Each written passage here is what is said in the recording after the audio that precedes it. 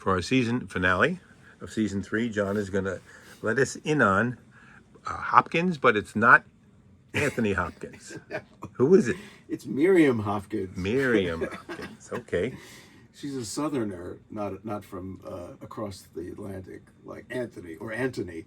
We're going to talk about the chapter about Miriam Hopkins in my book, not even nominated, 40 Overlooked Co-Stars of Oscar-Winning Performances. Now, in Miriam Hopkins' case, it's Dr. Jekyll and Mr. Hyde, which won Frederick March a Best Actor Oscar for the title roles in the season of 1931-32, when they were still awarding the Oscar like it was a Broadway season, September to summer. And that was the year of the first time there was a major tie when Mr. March tied with Wallace Beery in The Champ. Now, I love Frederick March, and he would win another Oscar for The Best Years of Our Lives in 1946, which also gets a chapter in my book because the woman playing his wife, Myrna Loy, was not nominated for an Oscar while he won. So it happened twice in his case. But the reason I wanted to include Miriam Hopkins in this book is that I think the power of that particular version of Dr. Jekyll and Mr. Hyde comes more from her performance as the music hall entertainer who becomes basically Hyde's sex slave. The power, the fear, the terror of that movie comes from her performance more than his. Now, it's got the great transformation scene, which was done by makeup and lighting, where you watch Frederick March's handsome face become Mr. Hyde. But as the movie proceeds, I get a little unconvinced by the heavy makeup of Mr. Hyde, and I'm much more fascinated by the terror in Miriam Hopkins. Now, of course, there are no sex scenes, there are no whipping scenes, there are no, there's no nudity. Well, there's little hints of it, but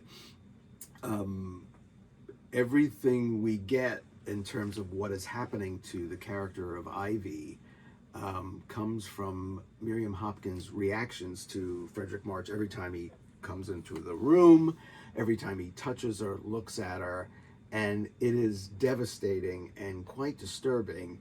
Now, this is from the pre-code era, before Hollywood was enforcing the production code, because a lot of the scenes in this movie wouldn't have been done, 3 years later.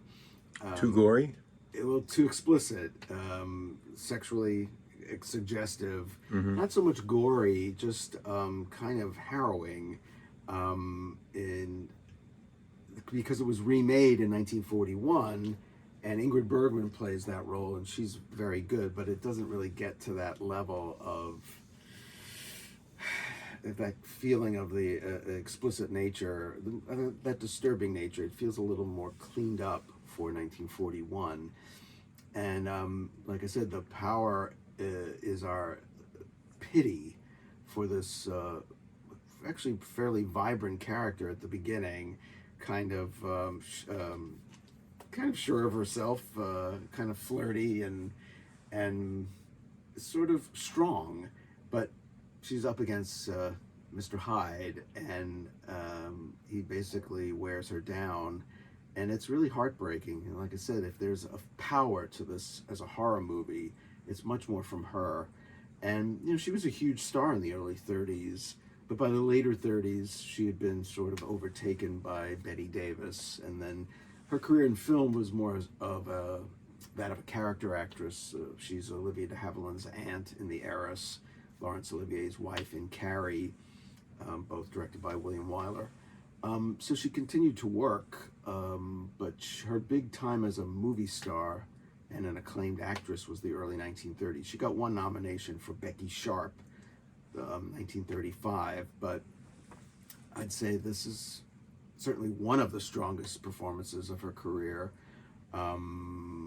and she should have been nominated, and she wasn't. This is one of those I can't wait to rewatch now, because I never realized the horror was coming from her, but it must have been. Yeah. And I want to rewatch it with the new eyes now that because she has the you've given me. scene where she goes to Dr. Jekyll, whom she had met, which is how he knows about her to pursue her as Hyde. Mm-hmm. She comes to him, and begs for him to intervene with this Mr. Hyde, and he knows he's Mr. Hyde, and she's so exposed. Like, to watch a performer where it's hard to watch. They're so out there. They're so fragile. They're so exposed, and it's agonizing. And she really, as we say, goes to that place, and it's a really beautiful piece of work.